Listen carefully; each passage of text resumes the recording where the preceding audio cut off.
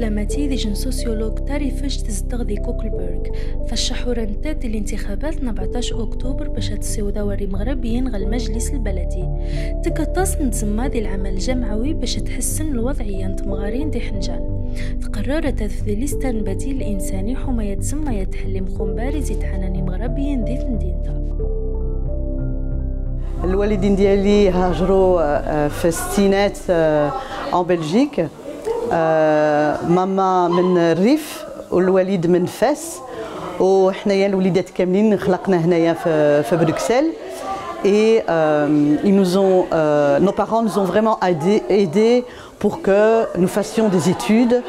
Et leur fierté en fait كان قالوا لنا في الأول حفظوا مشيو حتى للجامعة باش حنا نعرفوا هجرنا pour quelque chose quoi.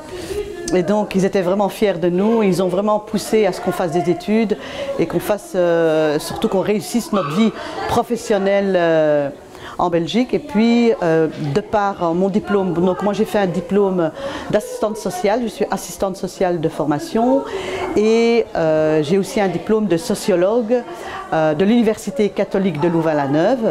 Et j'ai fait un 3e cycle, un DEA, à l'Université libre de Bruxelles, à l'ULB, dans tout ce qui est spécialité questions européennes, les relations entre l'Europe et le Maroc.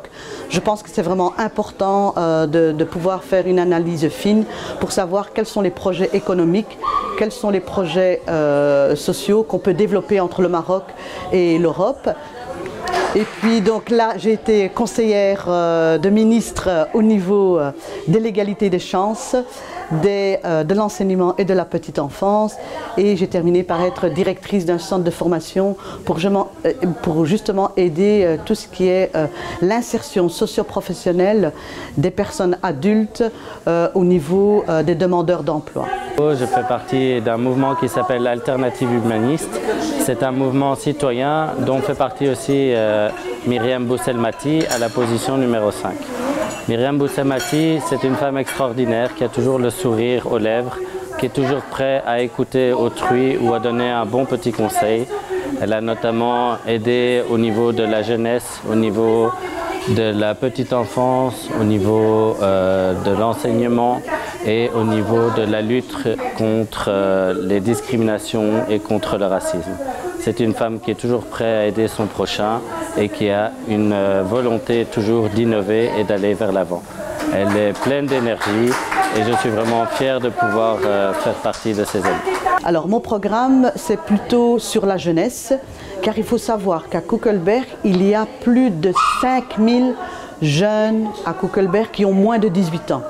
Et donc il faut absolument une politique de la jeunesse pour créer des infrastructures, pour mieux encadrer les jeunes et pour mieux les aider au niveau scolaire, au niveau culturel, au niveau sportif. Et je pense que c'est important de développer des activités pour les jeunes et surtout au niveau de l'enseignement. Un de nos programmes ici, Alternative Humaniste à Koekelberg, c'est la réouverture d'une école secondaire. Pourquoi? Parce qu'il manque de place à Bruxelles. Et donc c'est important d'ouvrir une école pour accueillir le maximum de jeunes et surtout éviter le décrochage scolaire, car il faut savoir qu'il y a beaucoup d'échecs scolaires au niveau des études de certains jeunes. Alors, je voudrais vous parler aussi d'une de mes plus grandes amies qui m'a beaucoup aidée il y a des années de cela, qui s'appelle Marianne Bousselmati. C'est la liste. En fait, voilà, c'est une femme extraordinaire qui aide beaucoup tous ceux qui viennent vers elle. Moi, elle est vraiment à l'écoute. Voilà, elle a une gentillesse naturelle envers les gens et voilà. N'hésitez pas à aller la voir, n'hésitez pas à la contacter parce que c'est vraiment quelqu'un d'extraordinaire qui travaille avec tout le monde, qui écoute tout le monde et qui, dans le meilleur des cas, qui essaie de conseiller, qui essaie vraiment d'aller vers les autres. Donc voilà, n'hésitez pas à soutenir Mariam et n'hésitez pas à soutenir aussi toute notre liste Alternative Humaniste. Oui, donc nous avons de la chance d'avoir notre tête de liste, donc Véronique Lefranc, qui elle est échevine sortante de la commune, donc elle maîtrise très bien les rouages de la commune. Et je pense qu'elle est importante dans le suivi et dans la transmission du message.